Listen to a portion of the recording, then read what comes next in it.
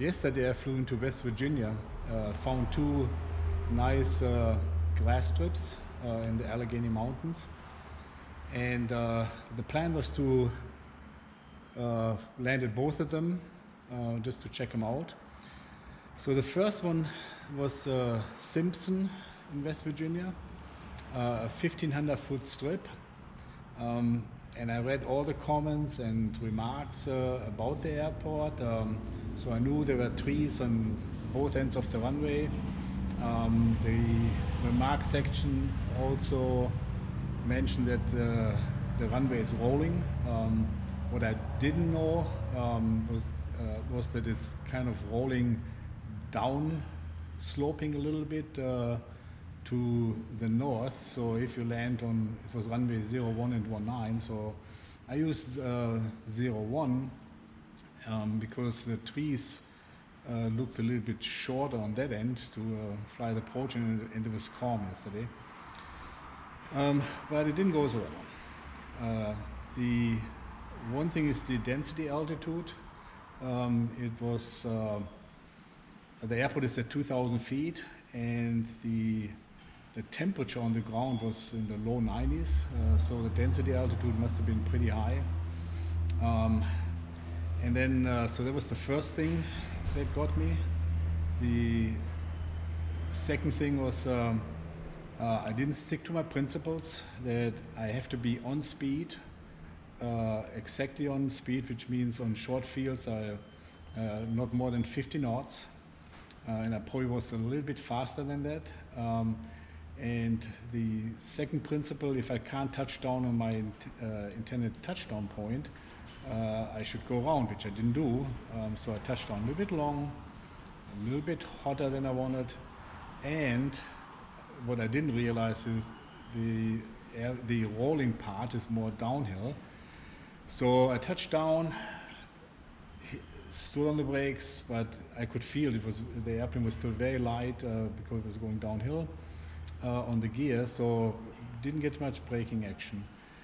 And sure enough, there came the realization that I'm not going to stop before the end of the runway, and there's brush and trees at the end.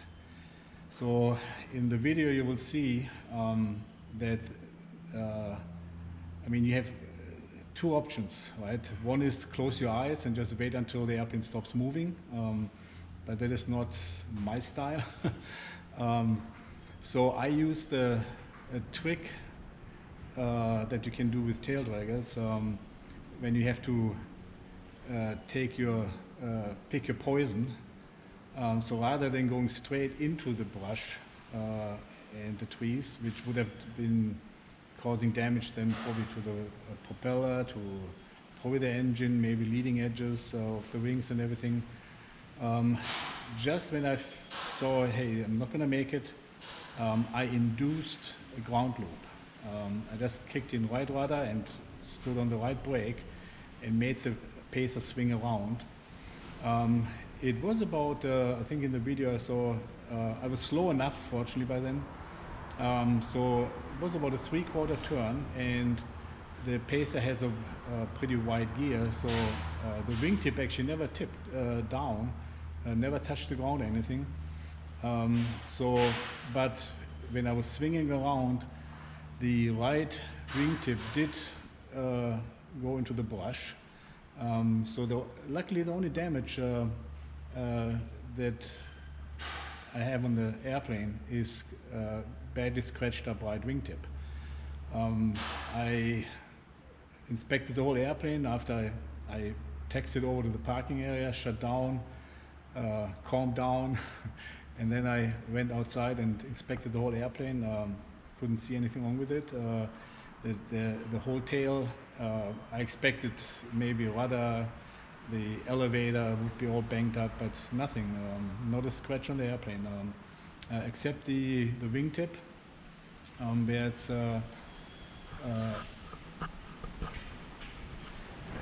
there's some scratches on it, pretty deep scratches on it, but other than that, I was able to avoid the disaster of going straight into the brush and into the trees, which would have been much, much worse.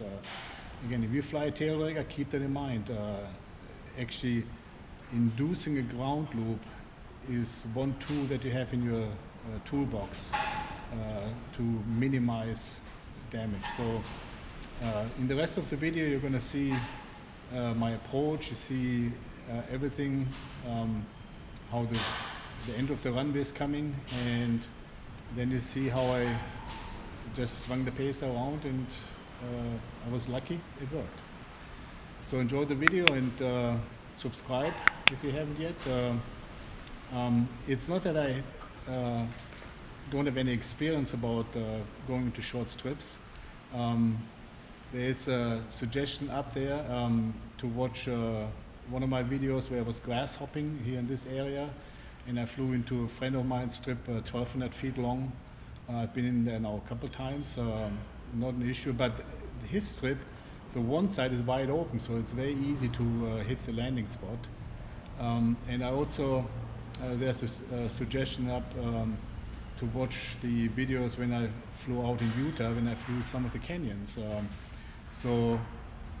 But no matter how often you do this, how short strips you have been flying into, how high altitude strips you have to flown into, one of these days it can get you. So enjoy the rest of the video. Good morning. Today I'm gonna fly to check out some grass strips in West Virginia.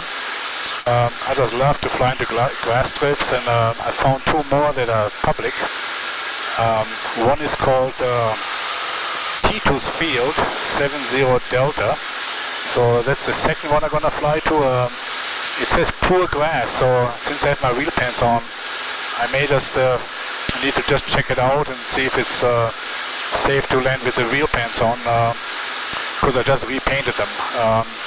But I was too lazy to put my big tires on this morning. The first one I'm gonna fly into is Simpson 9 Whiskey 3, where it says they have good grass. So let's fly to Simpson first. And Simpson is in Philippi, West Virginia. I have no idea where that is, other than it's close to Clarksburg. It's a beautiful morning. There's some scattered clouds. I'm at 6,500 feet, and probably just have to go around some of these. But other than that, it's just a beautiful day. In about 15 minutes from my first grass strip I'm flying to, it's Simpson 9 Whiskey 3 in West Virginia. I'm at 4,500 feet, which is also the minimum sector altitude here. So I went below the clouds. I was above the clouds for a while, but now I really squeezed in here between the clouds and these mountains.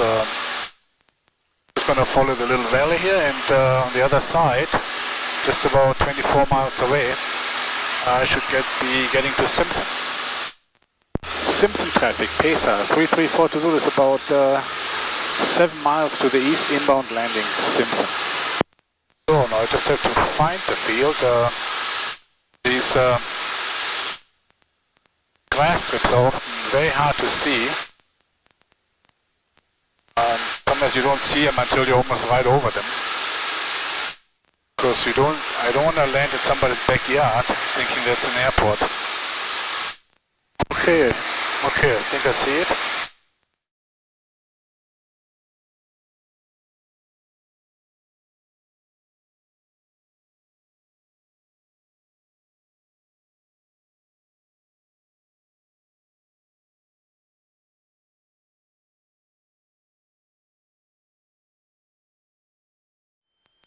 Simpson traffic, Pacer 420, turning final, 01 Simpson.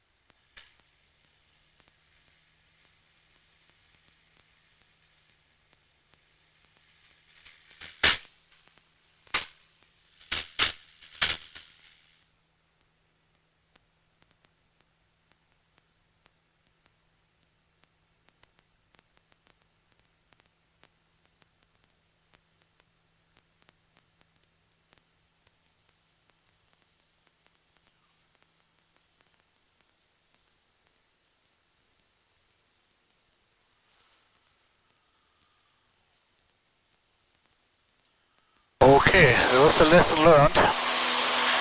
Don't underestimate density altitude, no matter what. But I will come back here one day, and but definitely when it's much cooler. I should have known. I mean, I touched down longer than what I anticipated, and then also didn't realize the center of the airfield is actually downhill.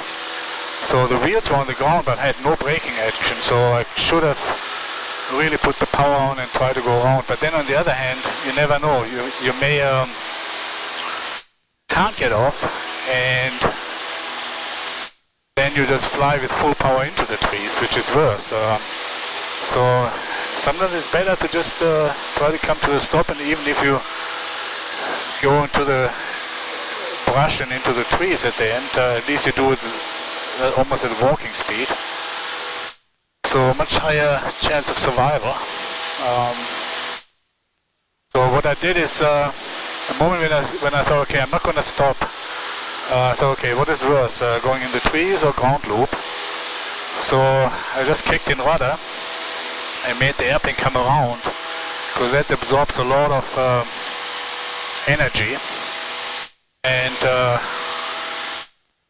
you can probably later, when we look at the video, I can see that that actually saved me, and only the right wingtip actually moved into the trees. There's a really nice guy there. He came out right away, and he said he saw me come in, and I guess he sees a lot of people coming in, and he said you could tell that I was coming in hot. So he said he was on the phone with, he already had dialed in 911, which is nice of him. And he was really relieved when I was texting back, and it looked okay. So anyhow, lesson learned. When it's really hot like today, even though at 4,500 feet it's still 27 degrees Celsius, don't underestimate the density altitude, and that you come in at a much higher ground speed. And you really need to nail the touchdown point. If you don't, go around or be prepared for some really hard braking action like I did. Put the airplane into a ground loop, and at least then you don't go in the trees.